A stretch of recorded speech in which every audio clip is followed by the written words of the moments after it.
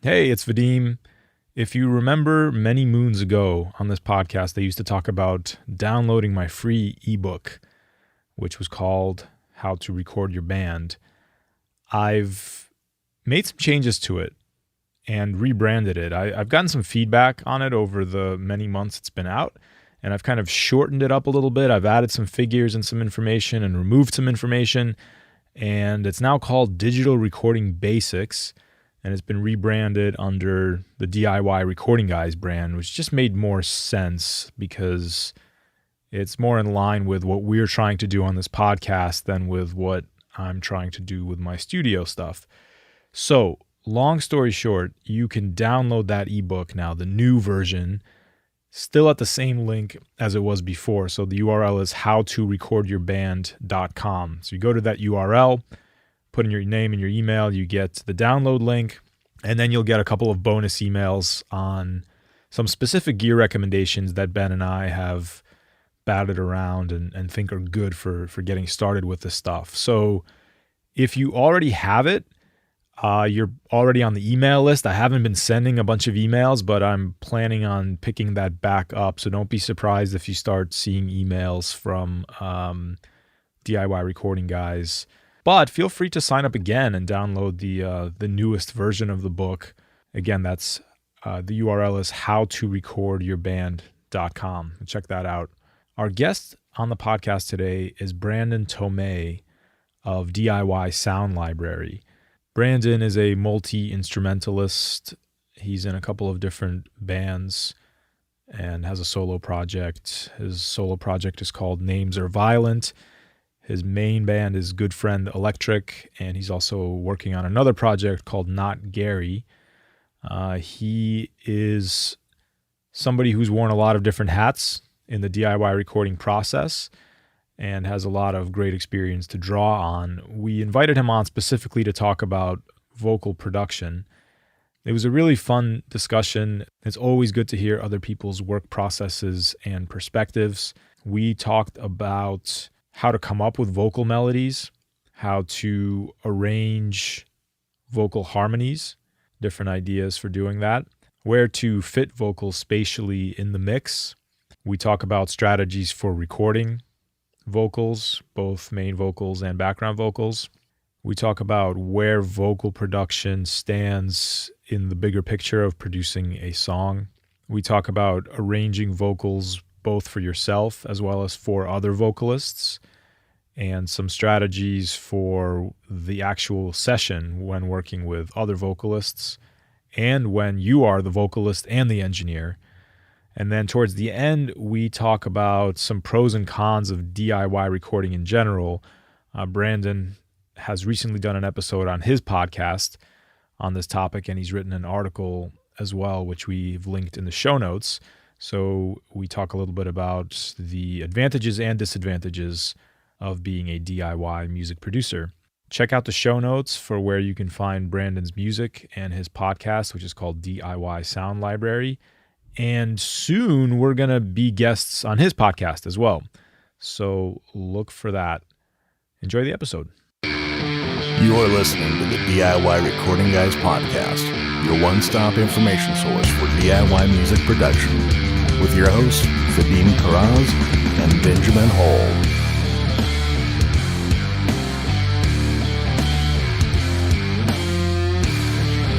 All right, welcome to another episode of the DIY Recording Guys podcast. I'm Vadim from Calm Frog Recording. And I'm Ben from Dreamlot Studio. And I'm Brandon from DIY Sound Library. All right, yes. He just jumped in there and did it. That's awesome. Very cool. Yeah, our guest today is Brandon Tomei of DIY Sound Library, but that's just one of the things that you do. So, we crossed paths, I think, on Instagram. It's crazy how the stuff works, right? Because it's a global platform.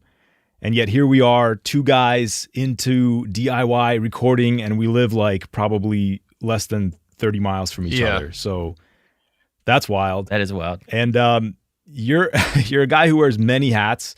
You are in at least one band that I know of. You're, I believe, a solo artist. You're a producer.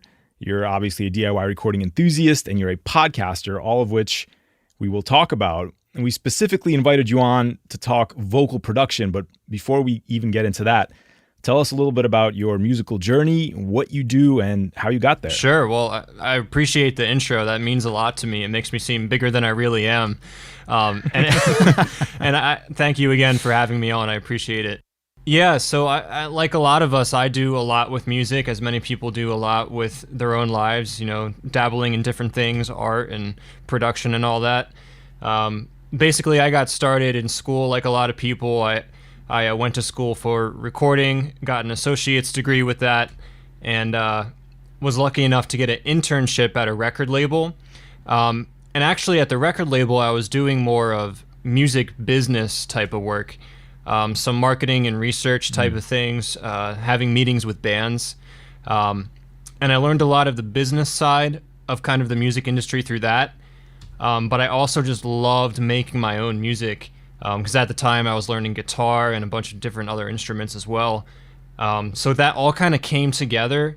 And, I've gotten with my band Good Friend Electric. I eventually created my solo project called Names Are Violent. And I'm also working on another side thing called Not Gary. So yeah, just engulfed in music. Yeah. Right on. I want to ask you, actually, this wasn't on our agenda, but I'm always curious about what people's thoughts are on the value of that formal recording education, how you view that now, having done what you've done. Yeah, I mean, that's a great question. I was lucky enough that I could do it through my community college, so it wasn't a massive cost. It wasn't a full sale type of thing.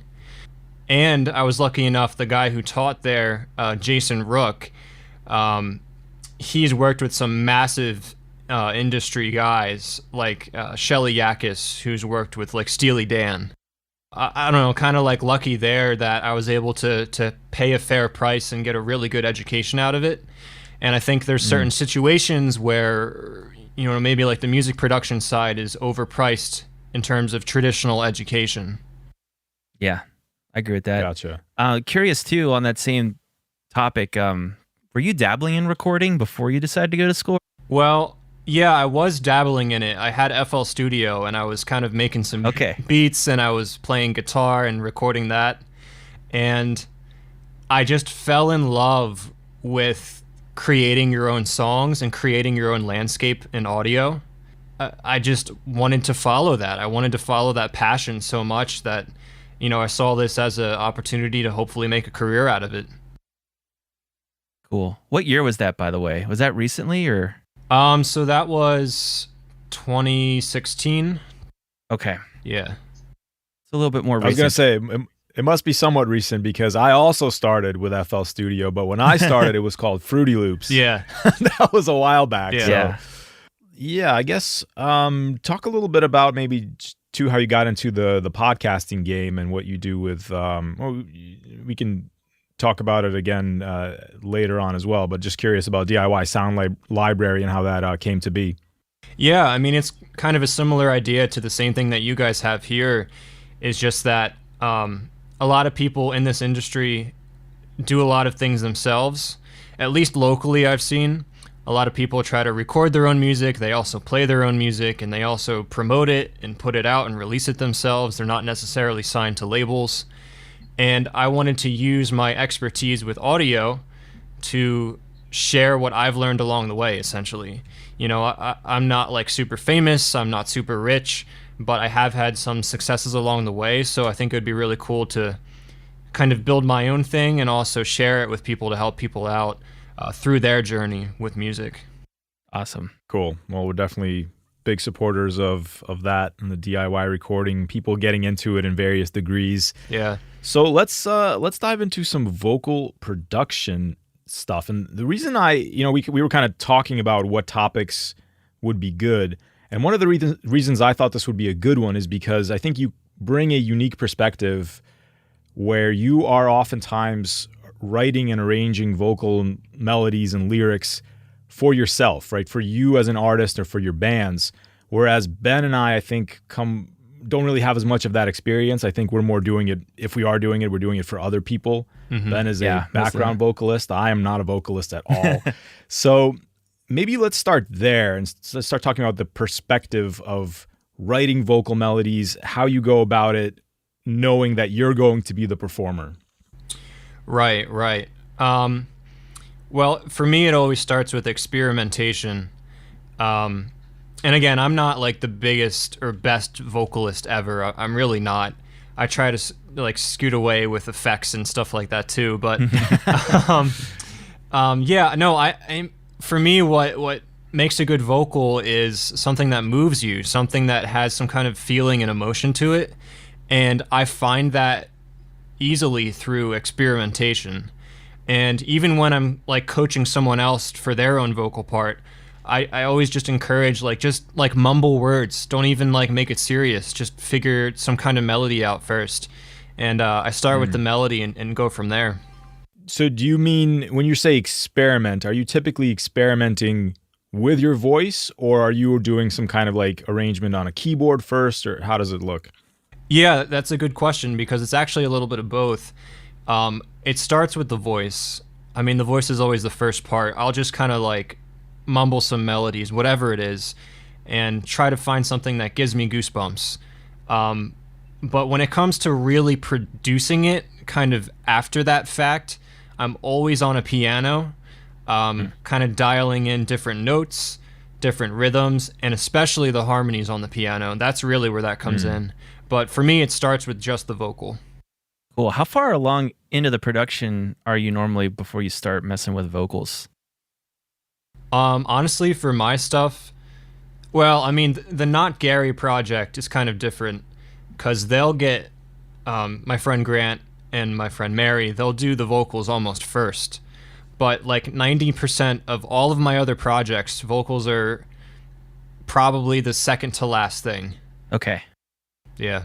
Well, that's more the way that I'd say I work as well, but I'm not a vocalist either, so normally it's the last thing I want to think about.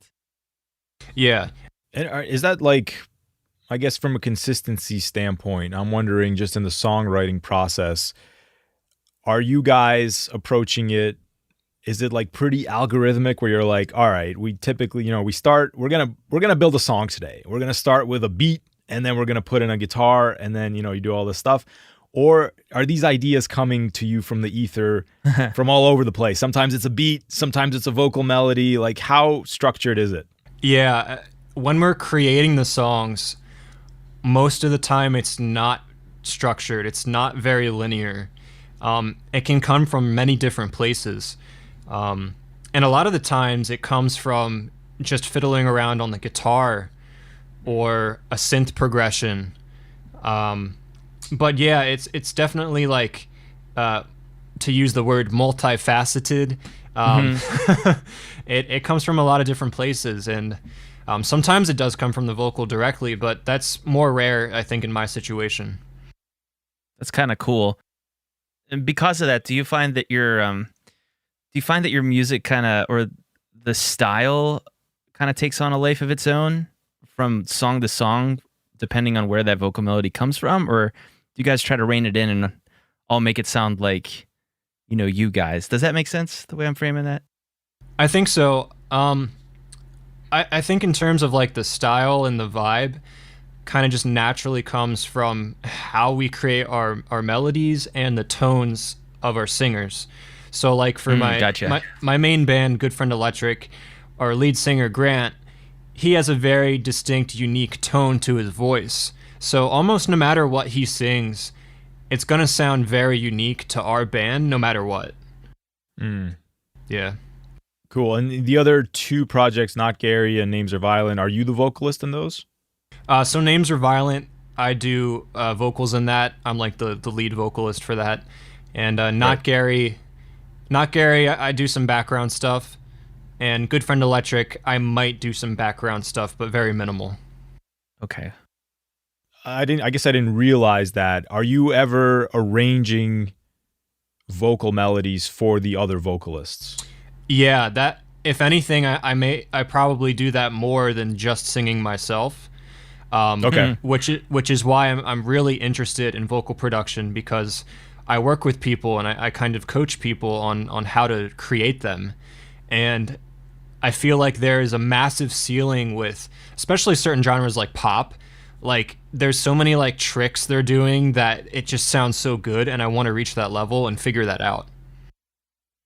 Are you talking about tricks from the arrangement point, or are you talking about kind of some of the post stuff?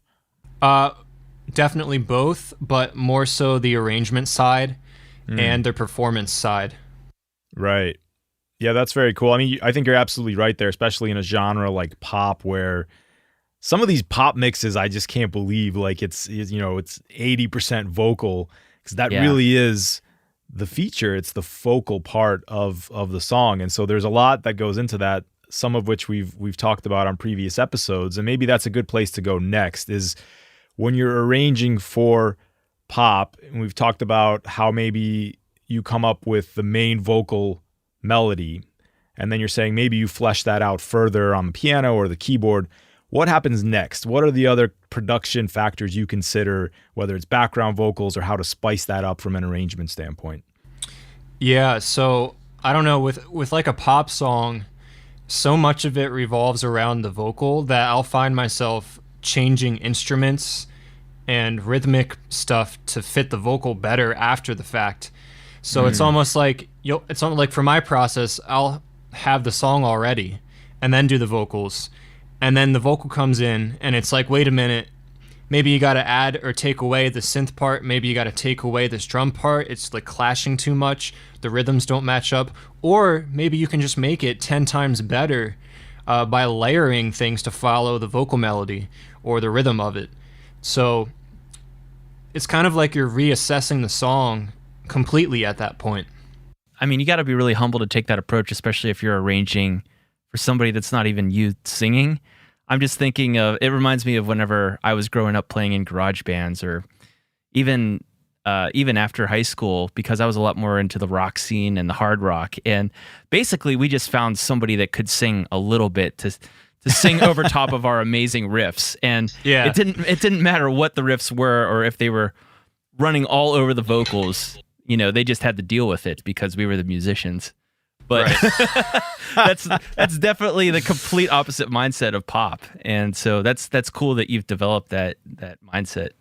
Yeah, I mean, and the thing is, it's different for every genre too. So this kind of approach isn't quite the same when you delve into like maybe the indie genre. It's a little different.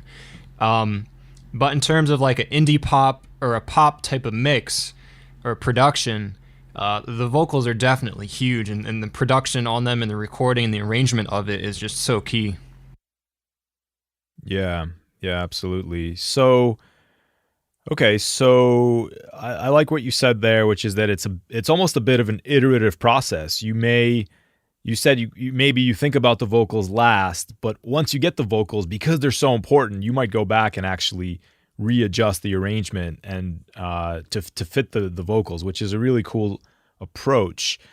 Let's talk about some of these harmonies, and especially in pop, again, where the harmonies are kind of a big part of the sound. What's your approach? Do you track the main vocal first, then think about harmonies? Is it all off of scratch tracks? Are you playing chords on the keyboard? What are you kind of looking at?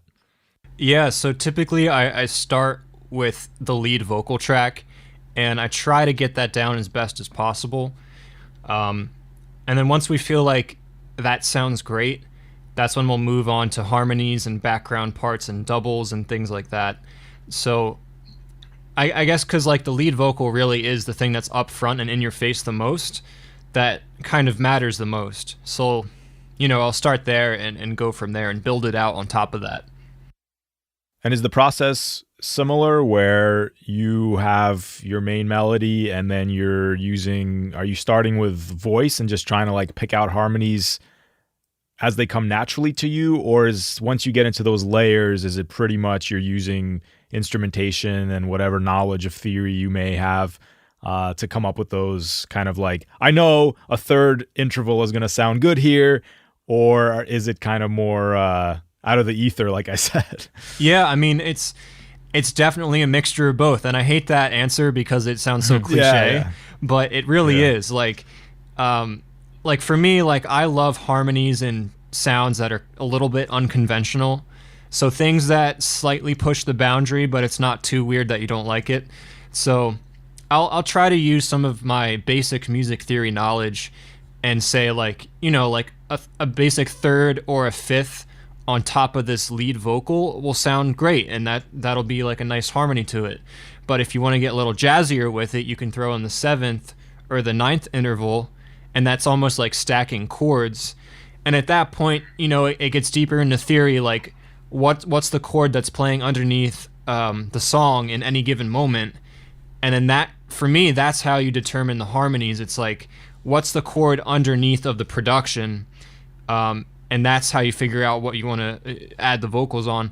But that's also a very technical approach that I don't always take, too. Sometimes it's just experimenting with singing a higher note, and it just comes naturally and sounds good when you just experiment, and then you'll just throw that on instead. What's your technique, Ben? I'm curious. I don't know if we've talked about it before. I think in general, I always go off of feeling first. Because I do have a pretty solid foundation as far as theory goes, because my mom's a piano teacher, and she forced me to learn all that stuff. She drummed it into you. Yeah, she drummed it into me. Gotcha. And the way that she teaches was very like theoretical based, but also cool. wasn't very fun at all for a young kid, because who as a 5-year-old cares about, how many notes are in a scale or what the circle of fifths are? Like, that's not fun. That's not interesting. And I think the same thing is true when you grow up and start, doing music more seriously. Like, I want it to be fun. I don't ever want it to be a chore. So I always start with inspiration, and then I feel like I start pulling on that theoretical knowledge or the analytical tools whenever I hit roadblocks or I'm not quite there yet. That's kind of how I try to keep it. Yeah. Yeah. For me, it's like I know theory like I know math. Like I can sit down with a piece of paper and a pencil, and I can figure it out, but it's not necessarily intuitive to me. Like I'm not doing it off the top of my head. And so one thing I found when trying to build harmonies is a lot of times if like the vocalist already has the melody line, I will actually like pick that out on like a MIDI keyboard. So I'll make the MIDI for it, and then I'll just try like stacking different intervals on top of it, like Brandon is saying, but almost a little more haphazardly. Like I don't think about it unless I'm really stuck, like you said, Ben. Yeah. I'm just like, what does this one sound like? Ah, that sounds terrible. What does this one sound like? And just that way you can kind of iterate your way into it. And I'm just saying that for people who may not have any knowledge of theory and like, how the hell am I going to write vocal harmonies? You can still do it. Yeah, and kind of to add to that, what Ben was saying, once you have some layer of experience with this stuff, arranging vocals and arranging songs, there's just comes a point where you just hear stuff. You just hear it, and you don't even have to think about it per se. Like you don't have to think about the theory. You just know, if I just sing higher and just hit the certain note, you just like hear it in your head, and sometimes it just sounds good from the start. That's absolutely true. But actually, I want to ask you guys about this, because sometimes I find myself hesitating in moments like that where I'm like, is this just because like this is the easy answer? Does that mean it's like the best creative answer? Like how do you deal with that? Like, okay, this is what the harmony always is. Yeah. Am I like trying hard enough? Right? Or like versus like, no, this is what came to me naturally, and therefore it's the right answer. Is there a tension there for you at all? Honestly, if what you're saying, like the one that comes natural comes first and you like it, I think that's totally fine. I don't think you have to challenge yourself like 1,000,000% just to make it good. Sometimes if it just comes to you, sometimes that's right. You don't have to add on 100 layers. Although I do like layers and I do encourage that, but sometimes it just comes to you and it's good enough. I think I have an interesting answer to this question, and it's not from my personal experience necessarily, but when I was helping Josh record vocals for the Fading Light album, he wrote a lot of those vocal melodies on the keyboard because he liked the melody on the keyboard before he ever tried to sing it. And I'll just say that was a very intense, difficult a couple of recording sessions that we did because it wasn't natural. His voice didn't want to move in those intervals.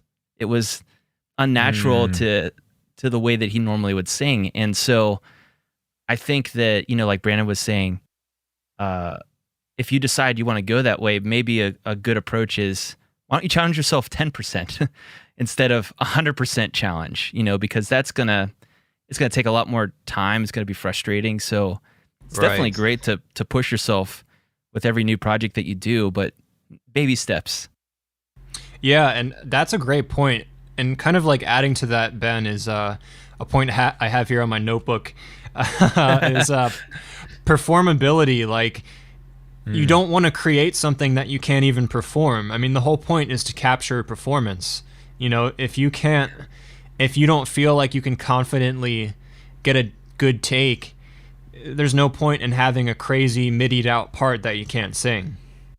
Yeah, that's a great point. I can tell you that having arranged vocals like for my wife, who is a wonderful singer, I have run into this a couple of times. And one thing I've done is kind of like I arrange on the guitar a lot, and like I've bookended the range that I know she is more comfortable singing in. And that helps. So I know when I'm like working on a vocal melody, I need to stay within that bookended range.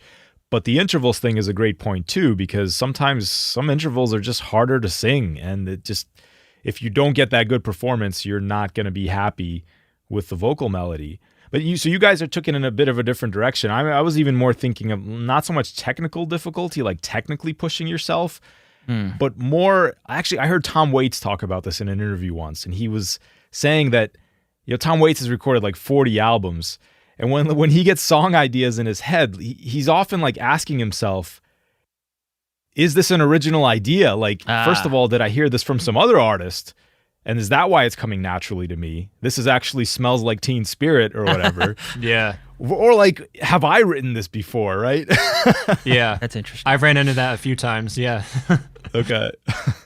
When I was in college, I remember I got super inspired and I wrote out this whole song came to me, and I wrote out this drum part, the bass, the guitar, and I was floored because I was like, this has never happened to me before. This song just got downloaded into my brain.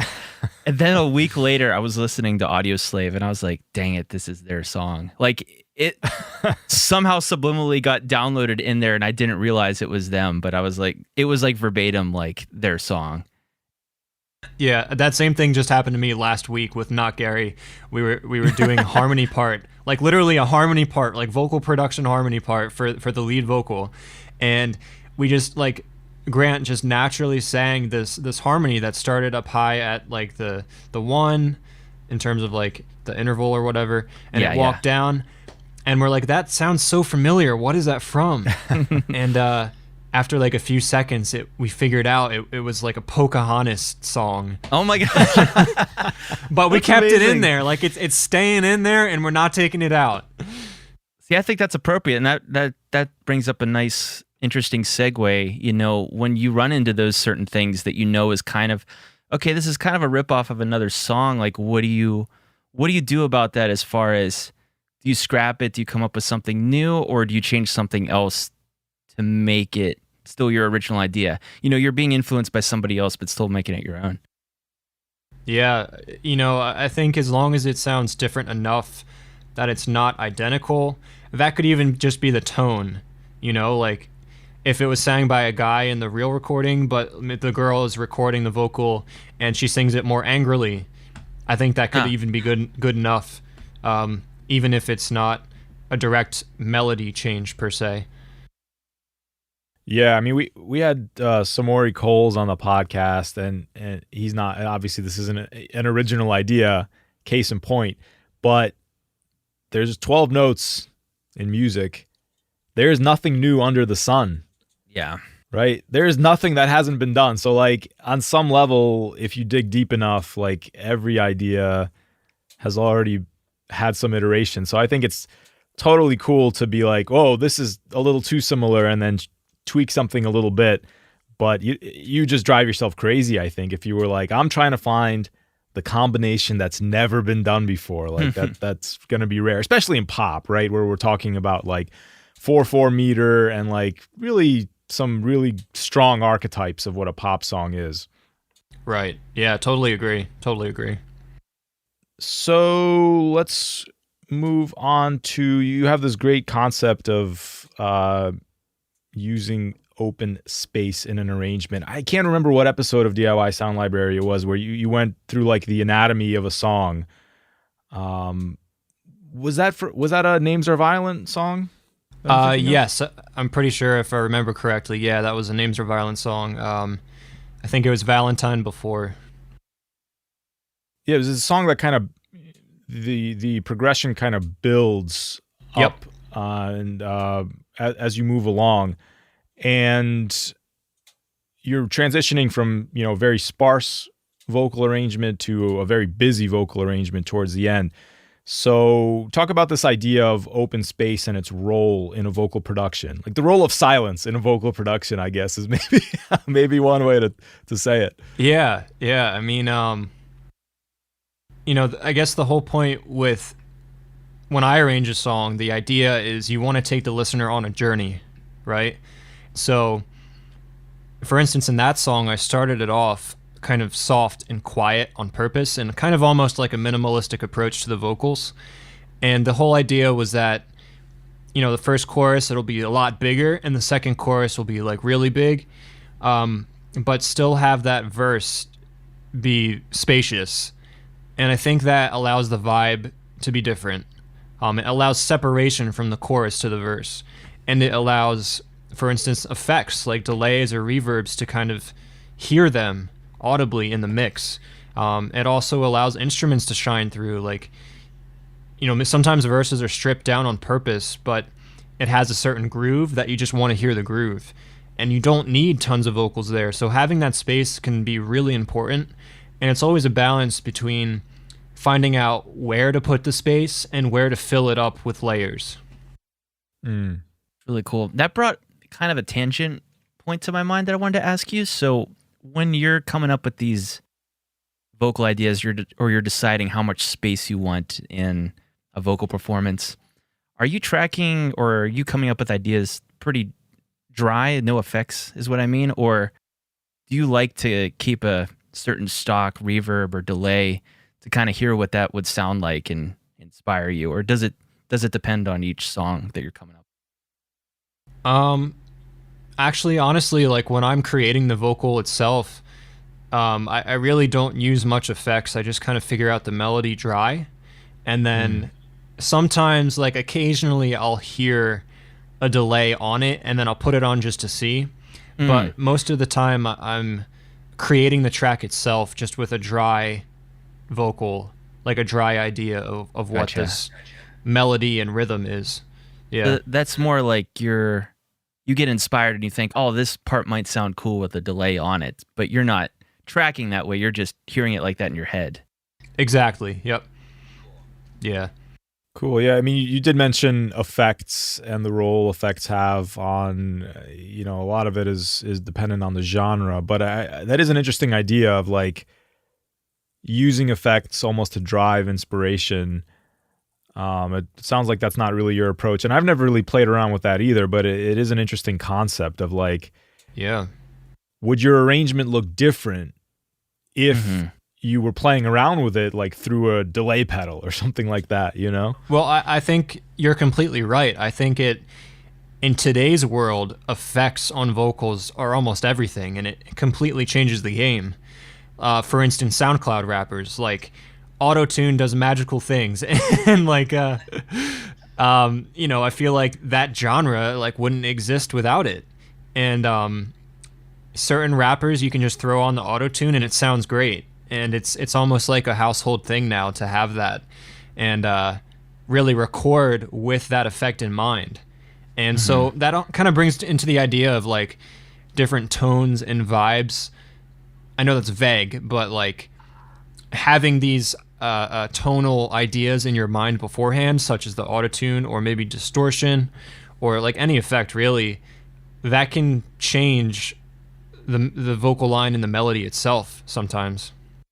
Right. Yeah. There's autotune is a funny one because its role varies widely from being like a crutch to being like a creative effect. And yeah, you got to be a little bit careful there, but it is an interesting idea of like having the effect in mind while you're doing it. Let's talk a little bit about workflow actually, since we're talking about building layers. Just from you've done the arranging and now it's the recording phase. That idea of recording maybe your sequence, your workflow in terms of like recording the main vocal, comping, recording background vocals. Do you have a consistent strategy you go to there once the arrangement is done? In terms of what specifically, like what I record first and second? Well, like I'm thinking, for example, let's say you record the main vocal first. Obviously, I think most of us are recording, the main vocal line first.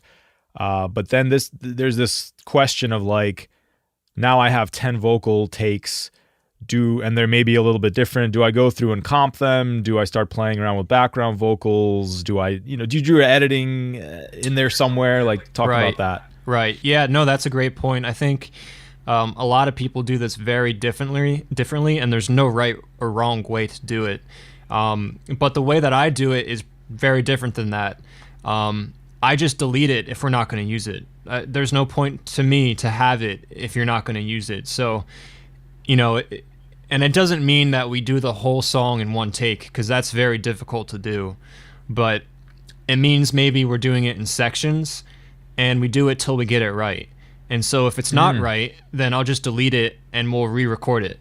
And the whole idea is to get as much of it through in one take as possible, because that's usually when it's the most seamless, it's the most natural, and it sounds the best. When it's like robotic, recorded in chunks, it doesn't always go well together. So that's kind of my workflow. I just delete it if we're not going to use it. It takes up space. Gotcha. Yeah, I love that. I love that mindset. That's very differently than how I do it. I tend to err on the opposite side where I'm recording everything and I don't care. Like until the artist takes a break, which when we're done with the main vocal, then I go through and like try to comp things together, and I want as much as possible there. I don't go as extreme as some people that I know do, like work on pop, at the highest level where they're like comping by the syllable. Yeah. But I do like to have options, I guess. And it does make for a very tedious workflow. So I can definitely appreciate this idea of like, let's just get it right. Ben, how do you do it? I think I'm closer to Brandon, because when I first started doing, studio production, I erred more on your side. And in fact, I would even say, let's just do 3 takes the whole way through the song. I won't stop you. Let's go. And what I found is that quite often vocalists would make mistakes at the same part on every single take. So we'd have to do more takes. Like all the good parts would be the same good parts in all 3 takes, and all the bad parts that I would want to swap out would happen to be in the same exact spots. So the way I kind of tend to do it is I'll let the vocalist go until they make a mess up or they want to redo something over. And then I'll normally go back to that part, either right there where they had the mess up or a little bit before, to make it sound more natural. And I really don't save myself any options. If I think something sounds good, I try to trust my gut. And I mean, that is a little nerve-wracking because, later if you're listening to it the next day and you're thinking, oh man, that didn't sound quite as awesome as I thought it did, then you're stuck with it. Or you have to call up the vocalist and say, hey, could you actually come back out here and redo that? But right. there's something to be said for just, committing to, paying attention and committing to, what you're going to commit to. Yeah. And it's not easy, but I guess the main reason why I take that approach is just time. Like it's way faster in terms of what you're getting done in one day to commit than it is to save everything and like edit through it all on the back end. But you do have to make sure that you did get a really good take. Obviously, you don't want to rush it too much, but that's kind of why I take that approach. That makes sense. Are you chunking stuff with your approach by like we're doing the verses first, then we go into the choruses, or are you trying to get the choruses out of the way first? How do you think about the strategy when you go into a session? Yeah, that's a great question because it's very nuanced, and I think it has a lot to do with the vibe of the certain section.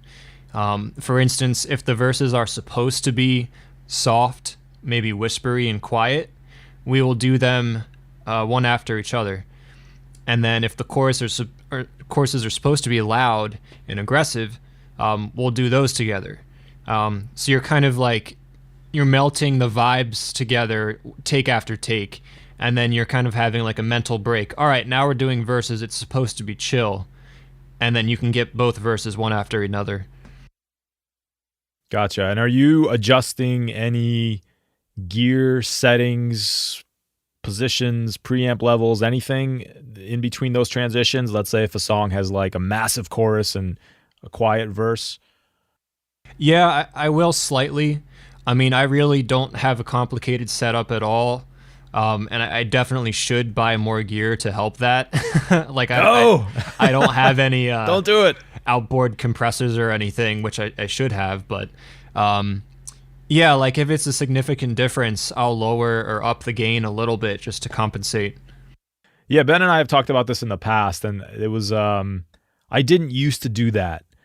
I used to try to keep the same levels for everything, but I've since changed my tune where now I will adjust it between sections, and I find it almost acts like a dummy compressor where like I'm able to control my level a little bit. Exactly. And hit the microphone in the sweet spot. So yeah, I think that's a reasonable tech. Ben, you said you don't touch them, right? You don't touch your levels. No, I don't think I've had an artist yet where I felt like I needed to change them or touch the level.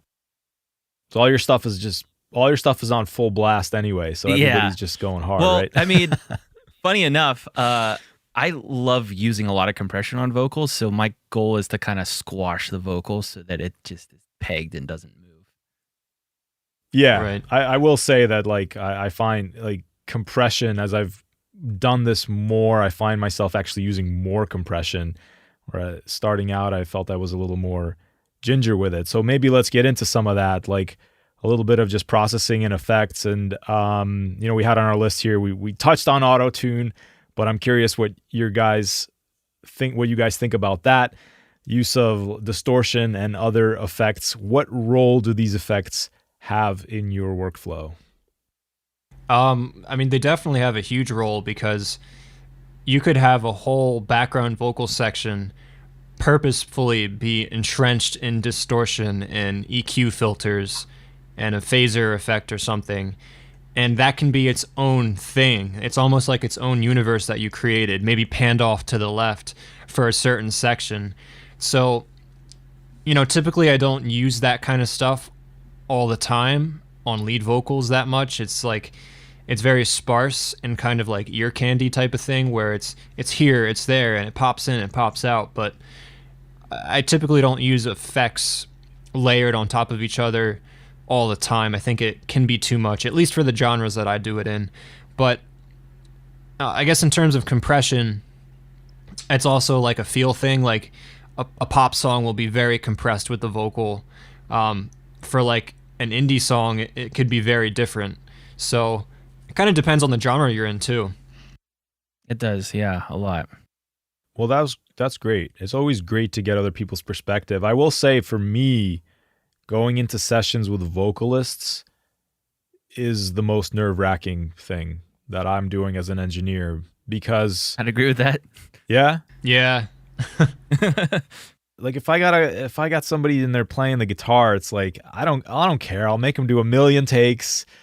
It's going to have a bunch of distortion on it or whatever. But for vocalists, for one thing, I feel like there's a different psychological element on communicating with vocalists to the little things of like vocalists don't necessarily like to hear their voice played back in solo, dry with no reverb. Like if you do that by accident, that can take them out of the vibe, right? Like you're not wrong. It's weird. I was surprised as I'm not a vocalist, but the first time that happened to me where I was like, I'm the engineer. I want to listen to this vocal in solo. I want to hear its character. I want to know if I'm using the right microphone. And I played it and it was live in the vocalist's like headphones, and they had this adverse reaction where they're like, "Oh my God, like I don't want to hear that." So I've been a lot more careful now, and maybe talk about that a little bit, the psychology of recording vocals. Dude, the psychology is everything with vocals. It's unbelievably important, and it's really hard to get right. And I can't do it right all the time. It's so tough. And like you said, it's way different than just guitars or drums. And because it's like a separate entity, you know, it's like a guitar is just like this object, where the voice, it's you. It's like a personal thing. So for me, when I'm kind of coaching a vocalist, it's all about how do I bring that performance out of them. And you almost have to become a psychologist and use these like little tips and tricks to almost like feed their ego and make them more confident, so that on the second and third take, it's twice as good. You know what I mean? Right. Yeah. You know what it makes me think of? It makes me think of like any like, I don't know, high school football movie where like it all revolves around like there's this really talented player, but he's a troublemaker. And then you have this coach that needs to be, you know, the psychologist to get inside his head to figure out what is going to motivate him to get the right performance out. And I'm so glad that you brought that up, because it is absolutely like that in the studio, you know, with every instrument to a certain degree, but especially for vocals, because if you have a really sensitive singer, like Vadim, you were talking about the person that didn't even like to hear that, you got to be aware of that when you're getting ready to record that. Or maybe on the adverse side or the opposite side, you have somebody that really wants to get beat up in the studio. Oh man, you could do better than that. Go back in there. And you just got to be aware of that. Yeah, know what motivates them. Yeah. And everyone's different too. Like some people will be motivated when you say, "Oh, you can do a better one." Yeah. And some people will feel hurt when you say that. Right. And so you kind of have to like gauge who they are. Yeah, that's a really great point. And maybe I think a lot of people listening to this probably are in situations where they're recording themselves. They're the engineer and the vocalist. So Brandon, maybe talk about that. What do you do for yourself psychologically to get ready and to get the best performance you can? Yeah, that's a really important point, because as DIYers, we do everything ourselves. And you get in this mode where at least I do, where I'm concerned with finishing the entire song. I'm not so much concerned with the vocal. But what you have to do is take a step back and stop being the engineer, stop being the guitarist, stop being the mixer guy, stop being the mastering engineer, and focus on the vocals and really transform yourself into a vocalist. Stop looking at the computer screen. Like, go walk in the other room and sing the melody to yourself. Sing it in the shower. Go take a car ride and do it. And you have to transform yourself into a vocalist at that point in time when you're doing it all yourself. Because if your mind is scattered, like, you're not going to get the best performance out. I got a quick question for Brandon. Let's say you want to get really wide vocals and you could only do one of these two tricks. Would you record doubles and pan them wide, or would you use some type of chorus or widening effect after the fact? What do you kind of prefer, or what do you like more? Well, I would definitely do the doubles, but it also depends what you want. Like, if you just want like a really nice sounding natural wideness, I would record doubles on both sides and pan them. Have 3 separate takes, tight takes, good takes, but I would prefer that for sure. But like, if you want that effect, then obviously use the effect. Do you have any rules for panning that you do? Like, are doubles always 100% left and right? Or do you go somewhere in the middle, or do you space them depending on the song, or where do you put your harmonies and stuff? For me, it really does depend on the production itself. And it comes down to a few things. Like, first of all, where is the space to put it? So if you already have tons of things up the middle, putting it up the middle wouldn't make sense. Like, there's no space there. But personally, when I do doubles, I almost put them close to the middle, or maybe 15 or 20 to the right or left. And I'll actually do harmonies widespread, hard left, hard right type of thing. Okay. And you can do whatever you want. Like that's the part that I love with panning is you can, like, if you're mixing it, like, you can really figure it out for yourself and just play with what sounds great. True. But that's what I'll do. Like, I'll put like doubles closer to the middle, have the lead up the middle, and do like maybe harmonies on the left or right. My thought process is similar to, I treat it like the way I would treat guitars, like rhythm guitars and a lead guitar. So my lead vocal is the lead guitar. So a lot of times that's up the middle. And then I'll do my doubles to the sides, but I'll also build like those chords on top of those doubles, and that'll all be to the sides.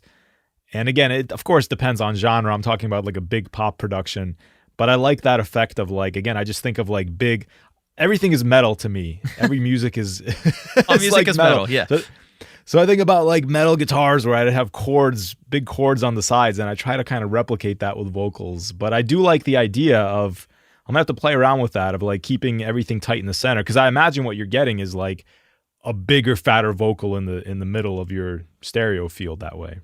Yeah, you do. You have to be careful with it, because when it's up the middle, it gets sloppy if it's not a tight take. And that's where like editing comes into play, or just re-recording it to get a better take. When it's panned left and right, you don't notice it if it's sloppy. So, that's a little trick you can use. If it's a little bit sloppy of a take, just pan it to the side and you don't notice it, and it still sounds great. That's a great trick. Love it. Here's something I was thinking about. I know we're going off on this tangent with panning, but it just made me think about this. So, okay, we can rename this the panning episode. Yeah, the panning episode. No worries.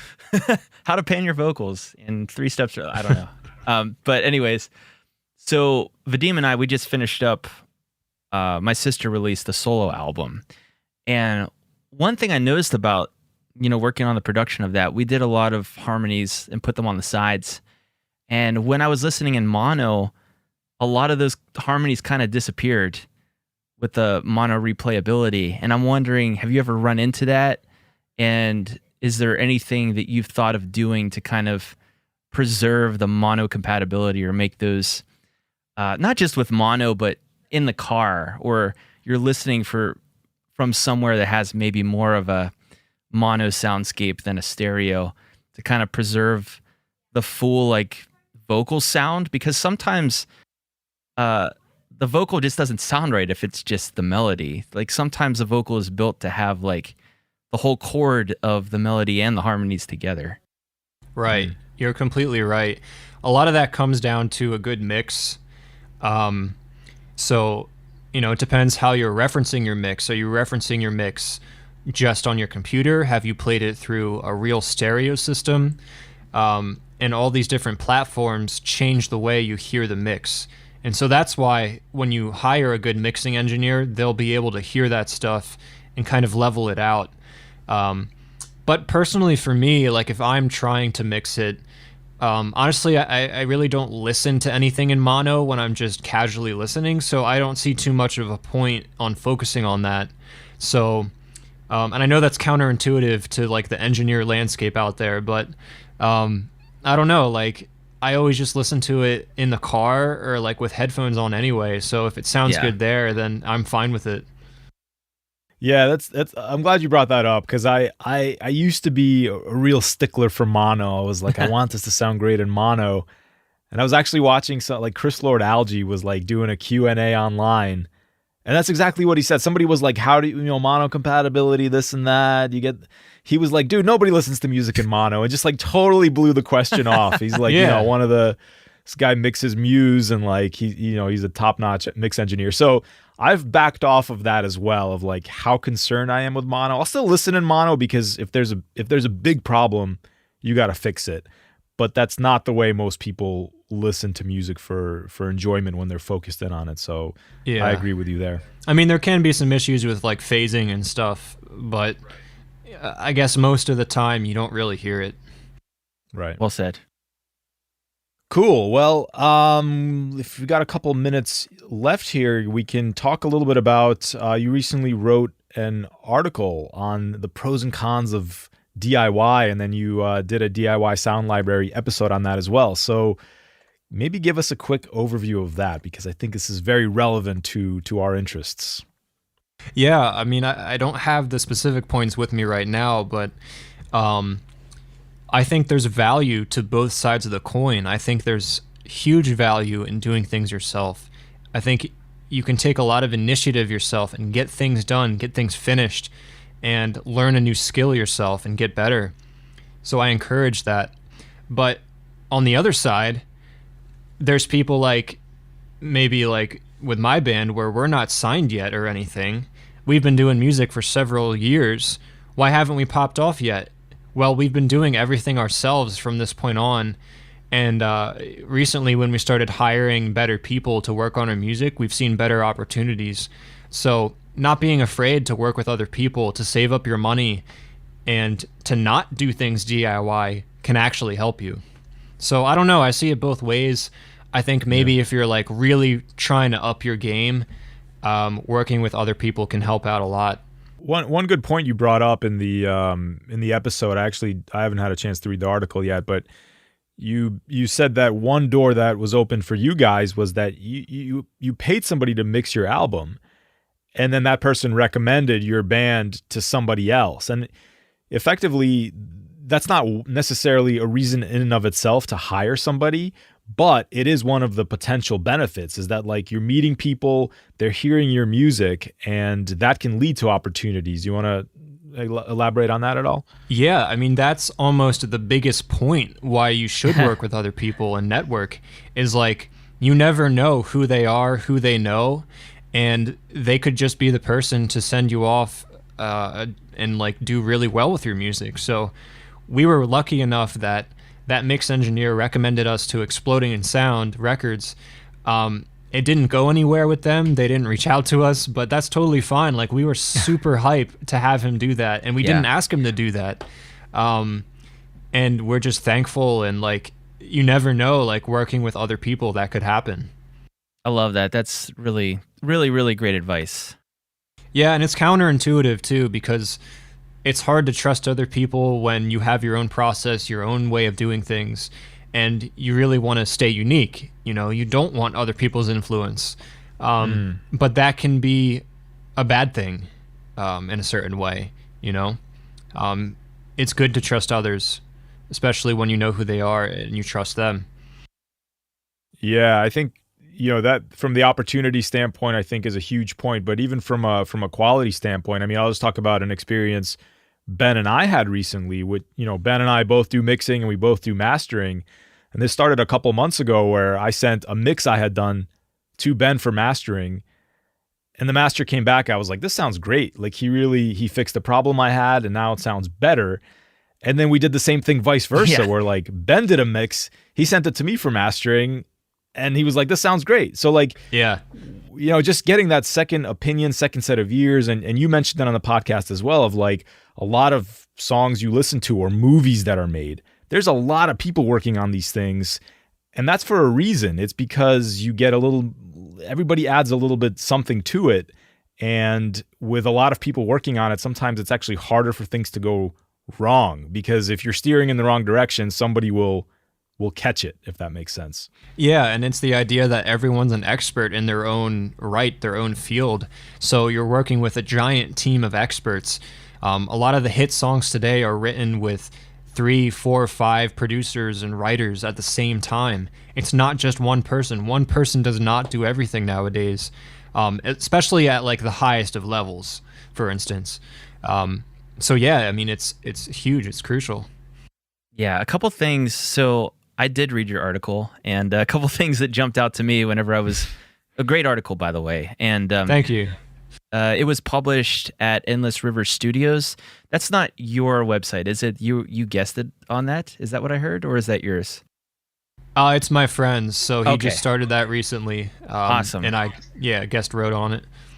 Awesome. Well, great article, and it's not that long, so everybody should go take a read of it. We'll definitely link it in the show notes. Yeah, it's not long, but it gives you a lot to think about. And I love how you kind of summarized at the end of the article when you were talking about, you know, why is DIY the right method? After you talked about all the reasons why it was the wrong, then you went back and gave the converse of why it's right.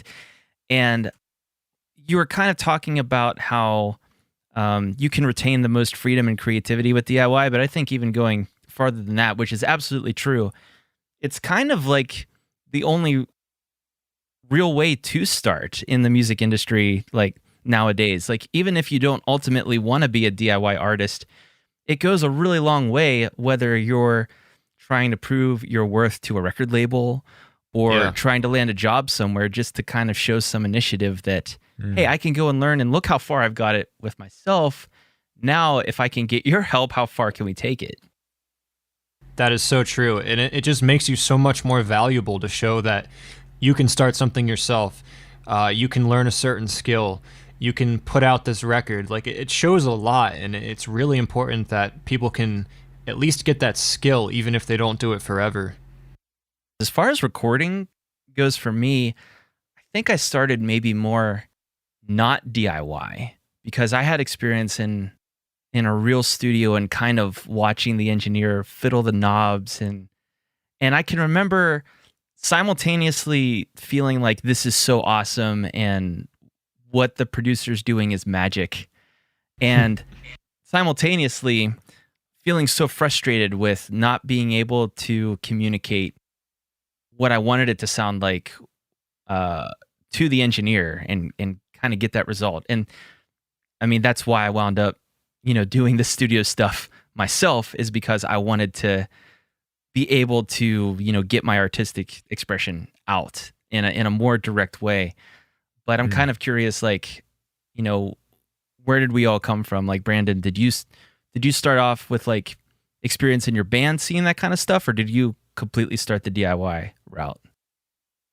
Yeah, I think I started off mostly DIY. I mean, I went into a studio for one of my first projects, but I didn't work there, so I got to see what it was like to record in a real studio, and I absolutely loved it. It made me fall in love with recording and things like that. So, but no, I mean, I've always been DIY from the start, and I've loved the actual studio itself, which has made me love doing it DIY to try to build that vibe of my own studio. But it is very different. It's a different way of doing things, and for some artists, it's too much pressure for them, and they prefer DIY because they can be more creative. What about you, Vadim? I think that's a great point. First of all, that was actually very close to my experience, where I did get to go into a studio as like a 16-year-old, and the pressure was too much. I didn't have fun. Yeah. And that was one of the things that made me interested in it. Was like, I love this concept, but I want to be able to do it at my own pace. And you guys talked about this on the episode with one of your bandmates about like, you can throw keyboards against the wall. I think you were saying, like, you can play around with stuff, and that's a lot of fun.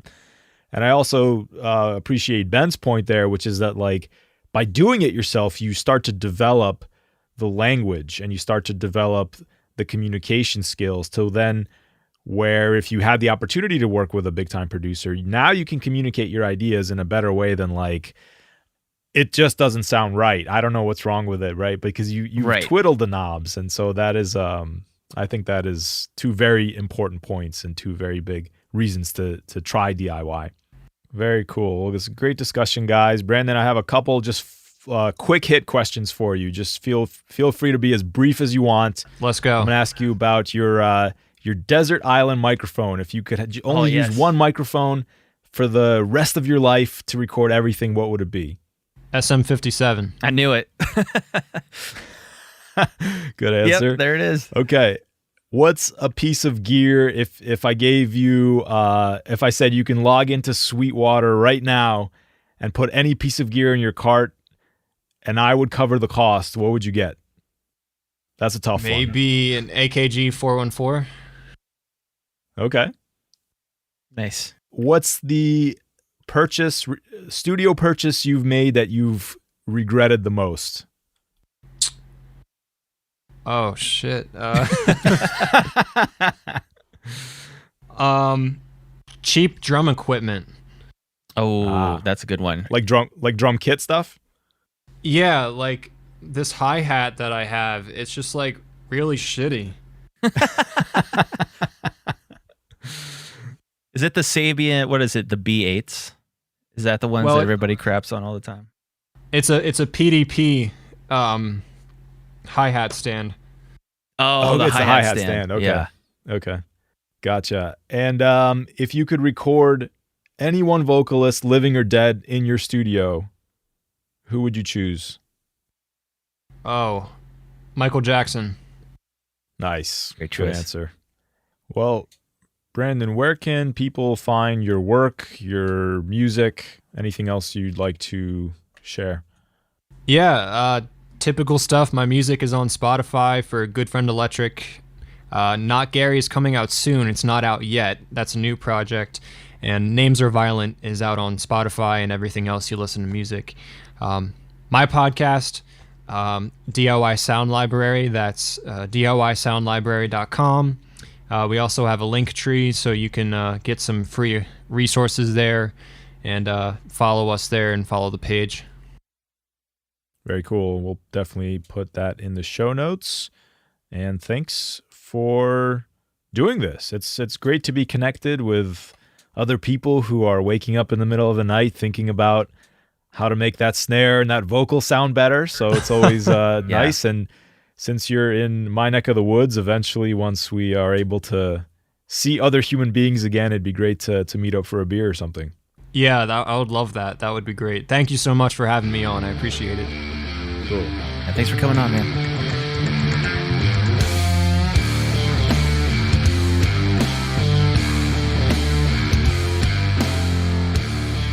If you're enjoying the podcast, take a minute to leave a rating wherever you like to listen to it, or share it with your friends on social media. Thanks, guys. Also, Benjamin and I are working engineers, and we love helping people turn ideas into finished productions. So if you're interested in working with one of us, or just want to discuss a project you're working on, reach out. You can find my work at calmfrogrecording.com, get me on Instagram at calmfrogrecording, or shoot me an email, vk@calmfrogrecording.com. And you can check Benjamin's work out at dreamloudstudio.com. Hit him up on Instagram at dreamloudstudio, or by email, ben@dreamloudstudio.com. And finally, join our Facebook group to engage with a whole group of friendly, like-minded people who are interested in DIY recording. Just search for DIY Recording Guys on Facebook.